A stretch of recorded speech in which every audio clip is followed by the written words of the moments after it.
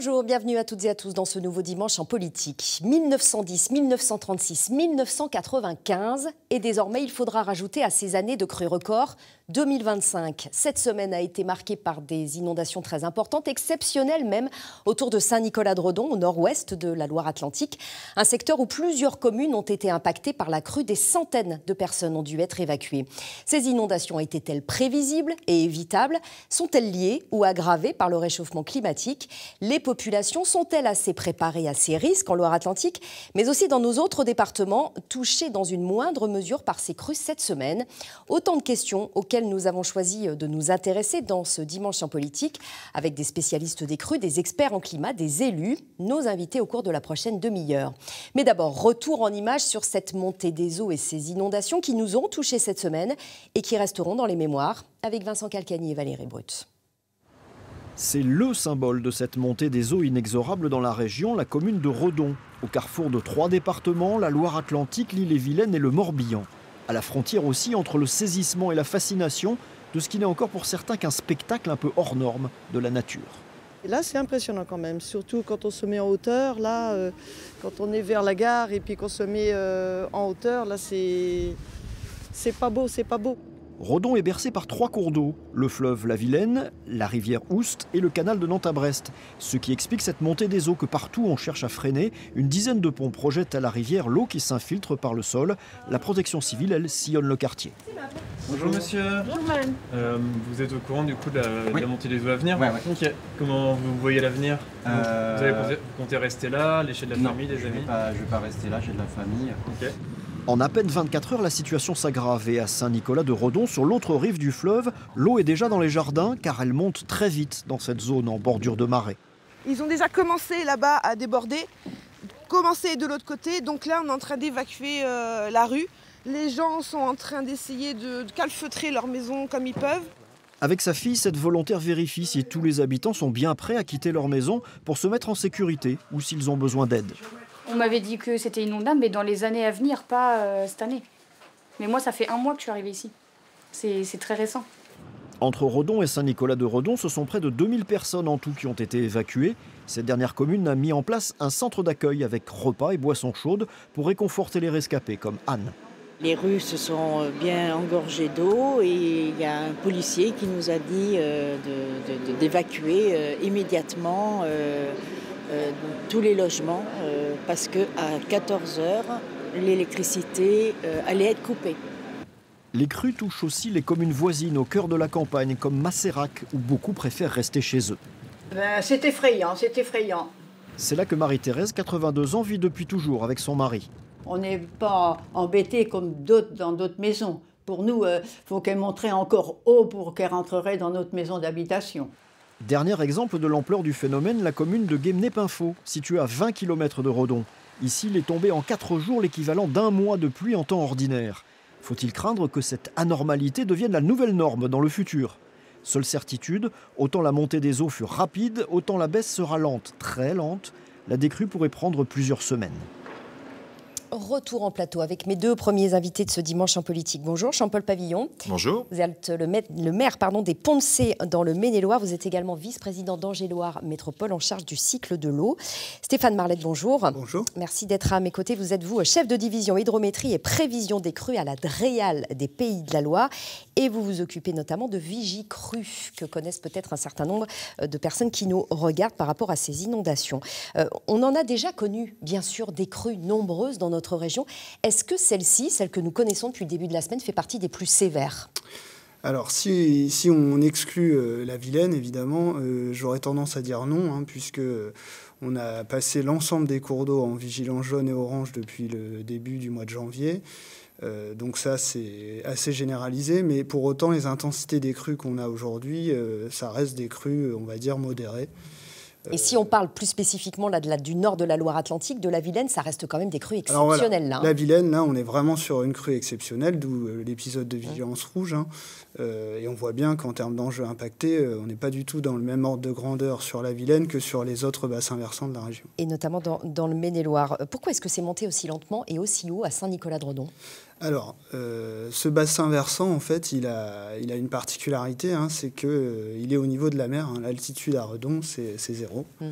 Donc, en fait, là, on a une conjugaison d'une pluviométrie constante sur les 10 derniers jours qui ont vraiment saturé les marais et des coefficients de marée très importants qui empêchent, en fait, l'eau d'évacuer. Donc, on a à la fois de l'eau qui arrive de l'amont, en fait, pour essayer de faire simple, et qui ne peut pas s'évacuer vers l'aval pour l'instant. Et donc, du coup, on a ces oscillations de crue, en fait, à chaque pluie.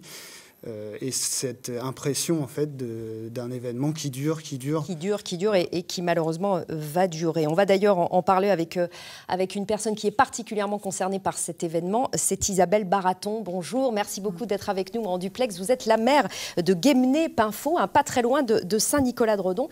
Est-ce que vous avez été surprise vous-même par l'ampleur de cette crue ? Oui, surprise évidemment, comme tout le monde. On a une certaine habitude d'avoir quelques villages inondés. Là, ça s'est un peu comme partout, évidemment, accentué et ça a été beaucoup plus haut que l'habitude. Est-ce que vous vous sentez suffisamment soutenu en tant qu'élu local par l'État, notamment ? Ah oui. L'État, alors déjà l'État, département, donc le SDIS, le centre de secours a été hyper opérationnel. Les pompiers. Et puis oui, tous les moyens sont mis en œuvre. Les pompiers, la gendarmerie, monsieur le préfet était présent dès lundi matin à 7h30. Il a commencé par Guémené pour faire la première commune avant d'aller faire le tour chez mes collègues à Saint-Nicolas, à Macérac. Donc vous ne vous êtes pas senti seul, mais est-ce que vous redoutez maintenant les jours à venir, quand la décrue va s'amorcer et que les habitants vont constater les dégâts en rentrant chez eux ? Alors on redoute, on agit surtout pour essayer de les accompagner. Et donc bien sûr, toutes nos pensées vont chez tous nos habitants qui ont leur immobilier abîmé. Et donc là, nous sommes en train de mettre en action actuellement avec toute notre équipe tout ce que l'on peut mettre en œuvre pour les accompagner à nettoyer, à les aider auprès de leurs assurances. Voilà, donc on met tout en œuvre dès maintenant pour les accompagner au mieux. Et on vous souhaite effectivement bon courage, parce que même si la décrue semble s'amorcer, effectivement, l'épisode n'est pas terminé et l'eau va mettre du temps à se retirer. Merci beaucoup Isabelle Baraton d'avoir été en duplex depuis votre mairie dans une semaine extrêmement chargée pour vous. Merci beaucoup. Jean-Paul Pavillon, je rappelle que vous êtes le maire des Ponts-de-Cé dans le Maine-et-Loire. J'imagine que ce que dit ici Isabelle Baraton vous parle. Les maires, ils sont vraiment en première ligne dans ce type d'événement. Effectivement, ça nous parle. Sur les Ponts-de-Cé, on est plutôt sur la Loire, donc qui est un fleuve qui bouge aussi. Et donc, ça parle énormément. On a aussi, nous, quelques inondations aussi. Ça parle d'autant plus qu'on doit mettre, nous, en œuvre, comme l'a évoqué la collègue, le plan communal de sauvegarde, qui est un outil, qui est important lorsqu'il y a des inondations. Et donc, on le redoute, mais on travaille aussi en amont pour pouvoir faire un petit peu de pédagogie et puis faire une acculturation aux inondations. On va en parler, parce que quand on a été confronté à des crues, en général, on est plus près que d'autres communes qui ne les ont jamais connues. En tout cas, quand ces événements se passent, vous êtes en contact avec vos services, notamment Stéphane Marlette, à la DREAL. Comment est-ce que vous repérez que l'eau monte ? C'est pas à l'œil humain, j'imagine, c'est des capteurs désormais qui calculent ça. Oui, alors déjà, il faut savoir que Vigicru, et c'est une particularité, c'est organisé par bassin versant et pas dans une logique administrative, ce qui nous permet de suivre les rivières de la source jusqu'aux confluences. Et dans ces rivières, on a des capteurs, donc on en a 170 là sur la région, qui nous permettent d'enregistrer en continu les hauteurs. Et on complète ces données avec des mesures de débit qui sont opérées par des agents de la DREAL, et qui permettent en fait de propager les débits dans les rivières, et c'est l'outil indispensable pour nous pouvoir faire de la prévision. Donc c'est ces deux indicateurs en fait qui vous permettent à un moment de dire l'eau va monter encore sur les jours à venir. Voilà, c'est ça. Et donc du coup, en fonction de la typologie des rivières, on est capable de faire de la prévision entre 24 et jusqu'à 48 heures sur la Loire. Et une fois que vous avez fait ces constats et ces projections, en fait, ces informations, vous les remettez aux autorités.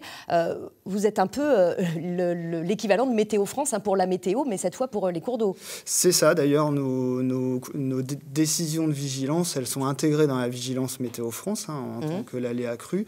Et puis donc, on produit des bulletins, donc 4 fois par jour, qui vont être évidemment transmis aux autorités de gestion de crise, mais qui sont disponibles aussi pour le grand public. Pour le grand public, on en parlera et c'est à ce moment-là que les élus doivent prendre la décision de lancer l'alerte ou pas. On l'évoquera avec vous tout à l'heure. En tout cas, ce qui est sûr, c'est que ce n'est pas la première fois dans la région que nous connaissons des crues, mais dans certains secteurs, on peut presque dire, entre guillemets, qu'on est habitué.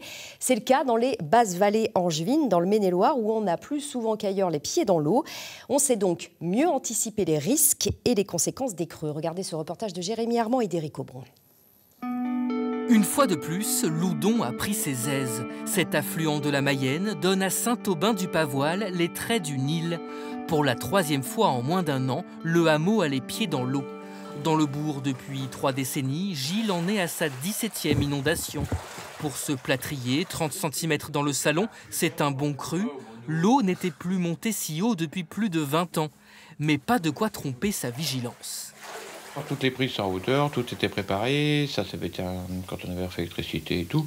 Et la ville, on a bien monté avec les parpaings, on a des parpaings partout, donc pour l'instant on n'a rien perdu, on a juste le nettoyage à faire, mais il n'y a pas de rien, il n'y a pas de perte. Comme Gilles, une quinzaine d'habitants ont choisi de rester à Saint-Aubin-du-Pavoil. Avec leur barque, ces agents ont aidé les autres à évacuer. Au total, une 40aine de maisons sont inondées, mais dans ce village rattaché à Segré, on est habitué à vivre au gré des flots. La plupart gardent quand même le moral, quoi. C'est ça qui est vraiment étonnant, quoi. Ils sont... C'est pas le mot, ils sont pas habitués, mais... Non, il y a beaucoup d'entraide entre eux. Je trouve que c'est plutôt pas mal, et puis on est là aussi, quoi. Une situation suivie de près par les autorités qui redoutent les pluies attendues ces prochaines heures. Mais à plus long terme, c'est la multiplication des inondations qui inquiète la maire de la commune. Un risque accru avec le changement climatique et une prime d'assurance qui flambe ces dernières années. Et on a pris plusieurs dizaines de milliers d'euros supplémentaires, que ce soit d'ailleurs pour la commune comme pour l'intercommunalité. C'était pareil d'ailleurs, on a eu des difficultés en responsabilité civile l'année dernière pour trouver... Donc on a réussi à trouver un assureur de la place, voilà, après beaucoup de négociations. Et oui, la question des assurances, c'est une question à part entière qu'on aura peut-être le temps d'évoquer pour les communes et aussi pour les particuliers. Bonjour Virginie Oresson-Victor. Bonjour. Vous êtes présidente du GIEC en Pays de la Loire. Le GIEC, c'est le groupe d'experts intergouvernemental sur l'évolution du climat. Merci de nous avoir rejoints ici. Votre regard, il porte sur le temps long. C'est d'ailleurs la différence entre le climat et la météo. Est-ce que ça veut dire que le phénomène qu'on a connu, il est inhabituel ou finalement il fait partie de ces crues qu'on a pu connaître dans le passé ? Non, il ne me semble pas inhabituel dans son occurrence. On a eu des crues décennales, des crues centennales, ce n'est pas un phénomène nouveau. Ce qui peut... donc pour celui-là, enfin moi je suis pas spécialisée sens de l'attribution, c'est-à-dire de ceux qui décident si ce phénomène-là, cette crue-là est spécifique, mais il ne me semble pas. Je crois qu'on y a déjà répondu. En revanche, il est possible, il est même probable que à l'avenir, ce type d'événement soit moins exceptionnel. Soit moins exceptionnel, et puis il a aussi des impacts beaucoup plus importants parce qu'il touche des zones désormais habitées, ce qui n'était pas le cas dans le passé. Absolument. Le problème de l'inondation, c'est que c'est la convergence, c'est un point de convergence entre des phénomènes physiques, les précipitations, et puis l'action de l'homme, aussi bien en termes d'imperméabilisation des sols, ce qui limite l'évacuation de l'eau, d'aménagement évidemment des cours d'eau, mais aussi les haies. Quand on supprime les haies, on supprime des façons de retenir l'eau, de retenir l'eau. Il y a aussi les zones humides. Quand on fait disparaître une zone humide, c'est pareil, c'est des amplificateurs d'évacuation d'eau, si je puis dire. Donc évidemment, on accentue un phénomène qui, au départ, n'est jamais qu'un phénomène pluviométrique normal. Donc très clairement, l'ampleur des dégâts, il est aussi lié à l'action de l'homme et en partie au réchauffement climatique ? Le réchauffement climatique, il intervient dans la répartition des pluies. C'est-à-dire que si on se situe à un horizon 2050 et a fortiori 2100 et qu'on prend des scénarios de réchauffement comme ceux sur lesquels on a planifié l'adaptation en France, on est sur une concentration, enfin une plus grande pluviométrie, plus de précipitations pendant l'hiver. On va passer à une zone un peu... une une alternance de période humide et période sèche. Mais quand il pleuvra beaucoup. Voilà, c'est ça. C'est-à-dire qu'il pleuvra peut-être moins d'épisodes pluvieux, mais en revanche beaucoup plus intenses. Et donc ça, c'est plus propice aussi au phénomène de ruissellement. Et ça, c'est en partie lié au réchauffement climatique, très clairement. Oui, là pour le coup, oui. Alors, on va voir des cartes à présent qu'on va commenter ensemble. Une carte notamment d'Angers, une carte qui vient du portail gouvernemental Géorisque. Le grand public peut d'ailleurs la consulter sur toutes les communes, celle des zones inondables, et ça correspond en fait aussi aux zones qui ont été inondées en 1995, la dernière grande crue à Angers. Alors pour se repérer, vous voyez ici, c'est le château d'Angers. Ici, c'est la Doutre, pour ceux qui connaissent Angers. Ici, c'est toute la zone de Saint-Serge, et on a donc la patinoire, toute l'université. Tout ça est sous les eaux dans cette carte. Ça existait en 1995. Stéphane Marlette, ça va forcément se reproduire un jour? Alors oui, très certainement. La crue de 1995, elle a une occurrence centennale. Alors ça veut pas dire qu'elle arrive tous les 100 ans, ça veut dire qu'elle a une chance sur 100 de se produire chaque année. Donc typiquement, ce type de crue reviendra un jour, et peut-être aussi un événement supérieur, puisque nous, on a des secteurs dans la région, notamment sur l'amont de la Mayenne en octobre l'année dernière, où on a eu des records de hauteur. On a dépassé les plus hautes eaux connues suite à des précipitations intenses sur des petits bassins versants. Voilà. Donc ça veut dire qu'il faut s'y préparer. Et là, je précise, et c'est important, Jean-Paul Pavillon, c'est que c'était une crue uniquement de la Maine. Le scénario qu'on redoute, c'est qu'il y ait une crue de la Maine et de la Loire en même temps. Ça n'est jamais arrivé. Ça n'est jamais arrivé, effectivement. La crue de Maine, c'était 1995. La dernière crue de Loire, c'était 1982. Et lorsqu'il y a deux, c'est un peu le phénomène qui était expliqué tout à l'heure avec la marée. La Loire pourrait faire bouchon et la Maine ne pourrait plus s'évacuer. Et comme on l'évoquait, les basses vallées angevines et tout le reste du bas d'Angers pourraient être inondés d'une façon un peu plus forte parce que l'eau ne pourrait pas s'évacuer. Et c'est un scénario qui est probable, qui pourra tout à fait se produire. Est-ce qu'on est prêt? Alors, on s'y prépare, bien entendu, à travers différentes choses. Notamment, je l'ai évoqué tout à l'heure, les plans communaux de sauvegarde. Il y a aussi des documents d'urbanisme, parce que quand on dit qu'on aménage quand même dans des conditions où les PPRI ont été revisités. Et donc le PPRI, notamment du Val-de-Saône, les plans de risque d'inondation. Voilà, ont été revisités et on aménage différemment. Alors, s'y préparer, c'est un petit peu compliqué de s'y préparer. C'est tout simplement, et on va en parler, vous avez évoqué tout à l'heure, comment on fait de l'information aux gens lorsqu'ils achètent à un endroit où ils sont dans une zone inondable. Alors, on va y venir, donc, c'est toute la prévention qu'on doit faire en amont. Parce que les populations sont censées être informées lorsqu'ils achètent un logement, lorsqu'ils font construire, qu'il y a potentiellement un risque inondable. Est-ce qu'en réalité, ils le sont vraiment, et est-ce qu'ils veulent l'entendre, ce risque? Alors, ils le sont. Chaque fois qu'il y a une transaction immobilière chez les notaires, on donne tout simplement dans la zone dans laquelle ils sont. Et donc, on dit qu'on est dans une zone inondable. Donc, on achète en connaissance de cause. Donc, on achète en connaissance de cause et l'office notarial fait son travail. Par contre, dès qu'on ne l'a pas vécu, on n'y croit pas. Ça ne reviendra pas. Le changement climatique, chacun le voit d'une façon différente. On dit c'est un réchauffement, peut-être qu'il y aura moins d'eau. Mais non, ce n'est pas ça du tout. Et donc, on doit faire justement ces exercices, effectivement, pour animer, faire en sorte de faire de la pédagogie et puis d'informer les gens qui sont dans des zones qui sont inondables. C'est tout le travail que l'on met en place aussi pour mettre des échelles de crues. Donc, les repères de crues sont des choses qui sont importantes pour montrer que l'eau est arrivée là à un moment et elle reviendra. Et elle reviendra pour que les populations soient bien conscientes, parce que souvent, on prend les exercices d'évacuation un peu à la légère en se disant voilà, c'est un exercice, c'est drôle. Pas du tout, en fait, c'est un moyen vraiment de se préparer aussi. Et la question, c'est aussi de savoir quels repères on utilise, parce que pour l'instant, on s'appuie sur des données du passé. Maintenant, on est dans un exercice de planification de l'adaptation, et dans cet exercice-là, il va être important aussi probablement d'ajuster les repères, enfin les données sur lesquelles on va appuyer les scénarios et donc les plans C'est-à-dire changer en fait d'échelle de repères. On ne peut plus se fier à ce qui a existé dans le passé, vu le réchauffement climatique, vu la nouvelle urbanisation, vu l'artificialisation des sols. Par exemple, oui. Et puis parce qu'il y a plusieurs scénarios possibles en fonction du niveau de réchauffement. Donc ça va avoir un impact différent à chaque fois. Donc c'est là où le choix du scénario, et plus on prend un scénario entre guillemets catastrophiste, plus on a de chances de protéger et de préserver. Mais en même temps, ça a un coût. Bien sûr. Et un coût et ça, social, les maires en savent quelque chose, et la pression pression foncière est forcément très forte. Hein. Complètement. La pression foncière est très forte. Et puis pour compléter aussi ce qui vient d'être dit, c'est que nous, on doit aussi se préparer au regard du changement climatique. Et il y a une chose qui est importante depuis le départ. Avant, on aménageait sans penser le côté bassin versant.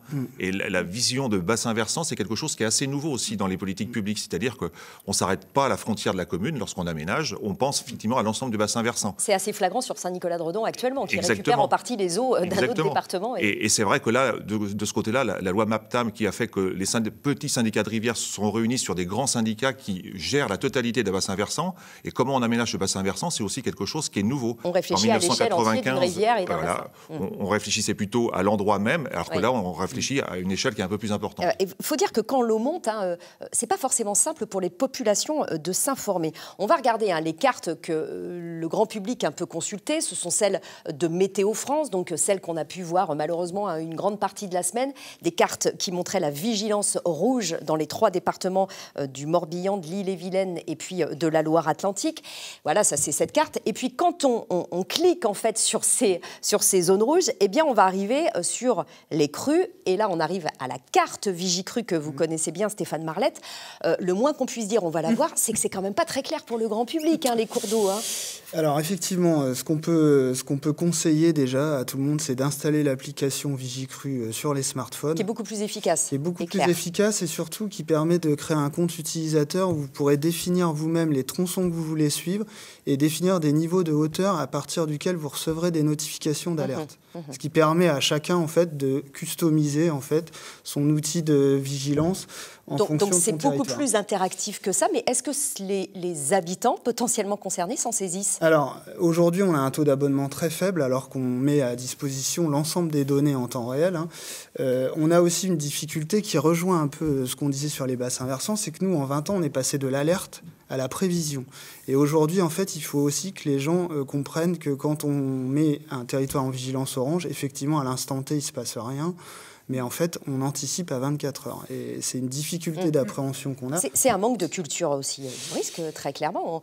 On voit que c'est très hétérogène selon les territoires. En fait, on voit que les territoires plus exposés, en fait, c'est ce que montre votre reportage. Dans les territoires les plus exposés, finalement, on n'a pas ces problèmes de culture du risque. On s'est adapté, on sait ce que c'est. D'ailleurs, vous m'avez dit, quand on a préparé cette émission, je vous cite, « Ne rêvons pas, les gens qui ne sont jamais totalement préparés à une crue du siècle dans des territoires où ils n'ont jamais vu d'inondation ou presque. » C'est ce qu'on disait en fait, c'est que tant qu'on n'a pas vécu la crue, on n'y croit pas, ou voire même parfois, on a beaucoup de gens qui pensent ne pas être en zone inondable alors qu'ils le sont. Donc nous, on développe des outils d'information. Il y a la base nationale des repères de crues qui permet d'avoir la mémoire historique, et puis on met à disposition des cartes de zones inondées potentielles en fait, qui permet aux gens en fait de se préparer en fait à l'inondabilité. Ça veut bien dire que quand on veut savoir, on peut savoir, on a les outils. Quand on est alerté, on peut aussi se préparer quand on le sait. Mais est-ce que, Jean-Paul Pavillon, il faut que les alertes elles soient plus contraignantes? Quand c'est une alerte rouge, en fait, on ne donne pas le choix aux gens, évacuer. Et en général, quand c'est une alerte rouge, on ne donne pas le choix parce que de toute façon, l'État prend le pas dessus. Quand il y a ça n'a pas vraiment été le cas à Saint-Nicolas-de-Redon. Alors, ce n'est pas le cas au niveau de Saint-Nicolas-de-Redon, mais quand on a besoin d'évacuer, on prend le pas. Et puis, dans les exercices, d'ailleurs, dans le plan communal de sauvegarde, c'est très bien dit. Donc, nous, on passe dans les rues avec la police qui donne l'ordre d'évacuation, et c'est l'État qui prend le pas. Et donc là, il y a vraiment...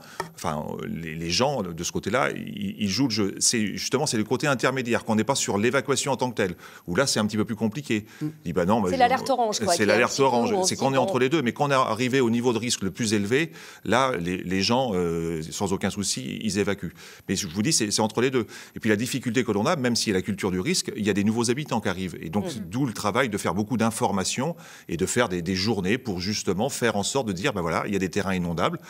Évoquer aussi que l'inondation, c'est quelque chose qui est bénéfique à un moment ou à un autre, mais c'est aussi quelque chose sur lequel il faut avoir une culture du risque aussi. Oui. Et donc, on doit faire des moments, et c'est ce que fait le syndicat des Basses-Vallées ce week-end, le 1er février, où il y a une journée de commémoration de 1995. C'est pas... Parce qu'il y a 30 ans, c'était des crues historiques. Exactement. Dans ces Basses-Vallées. Et on doit faire une petite piqûre de rappel en ce moment. En ce moment, effectivement. Le GIEC, vous en êtes la présidente régionale, vous vous dites qu'effectivement, il y a vraiment du boulot auprès des particuliers. Oui, certainement.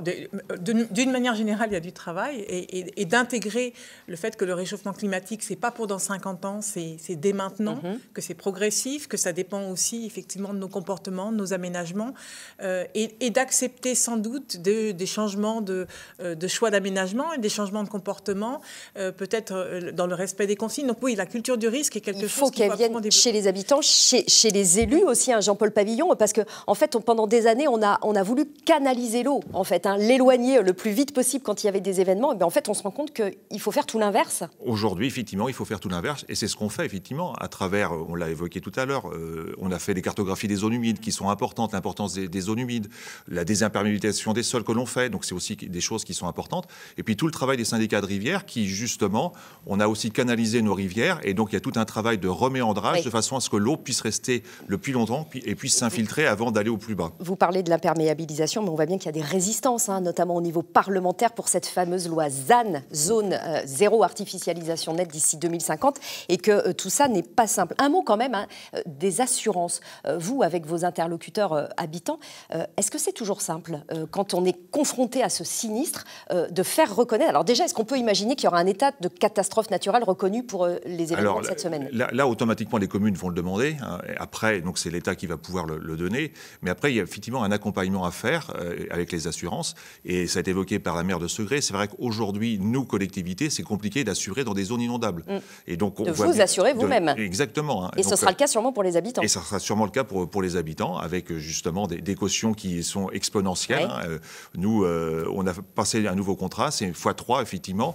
Et puis, on avait des cautions qui étaient à 100 000 € sont rendues à 1 million d'euros. Jusqu'au jour, on doit se poser des questions si on peut assurer effectivement certains bâtiments. Et particulièrement dans ces zones inondables, ça veut dire, Virginie Resson-Victor, que très clairement, il faut changer de logiciel? Absolument. Et précisément, ce qui est intéressant dans cette histoire d'assurance, c'est que la culture du risque a aussi diminué parce que le niveau de protection par les assurances, par le système de catastrophes naturelles, a augmenté. Mais c'est intéressant de voir que dans certaines communes, alors c'est pas sur le même phénomène, c'est plutôt sur le risque de submersion, les inondations par submersion, mais on voit maintenant des communes qui changent de logiciel pour le coup, c'est-à-dire qu'elles vont même racheter des maisons pour les détruire, pour réduire le risque, s'éloigner du littoral. Et à la nature son rôle de tampon naturel. Et il faut avoir les mêmes raisonnements quelque part, mais on voit bien que les résistances sont extrêmement importantes sur ce sujet-là. Rappelons qu'en moyenne, les personnes sinistrées n'ont que 5 jours pour déclarer leur sinistre aux assurances. Ça aussi, c'est un point de crispation, j'imagine, auprès de vos... Exactement. Et donc, c'est mettre en place effectivement des outils pour que ça puisse se faire le plus rapidement possible et faire des permanences. Et donc ça, c'est tout un travail. C'est vrai qu'on voit beaucoup les élus mobilisés au moment des crues, mais il y a tout un travail après les crues. Et comme il y a un travail en amont des crues, effectivement. Bien sûr. Et ça, c'est ce travail qui commence notamment pour les maires et notamment Isabelle Baraton qu'on a pu voir en début d'émission à Guémené-Pinfo. Merci beaucoup à vous trois d'avoir été sur notre plateau pour donc revenir sur ces crues que nous avons pu connaître cette semaine et qui, on l'a compris dans vos propos, se reproduiront probablement à l'avenir et peut-être en pire. Il faut donc s'y préparer. Je souhaite à toutes et à tous une excellente journée sur France 3. Merci.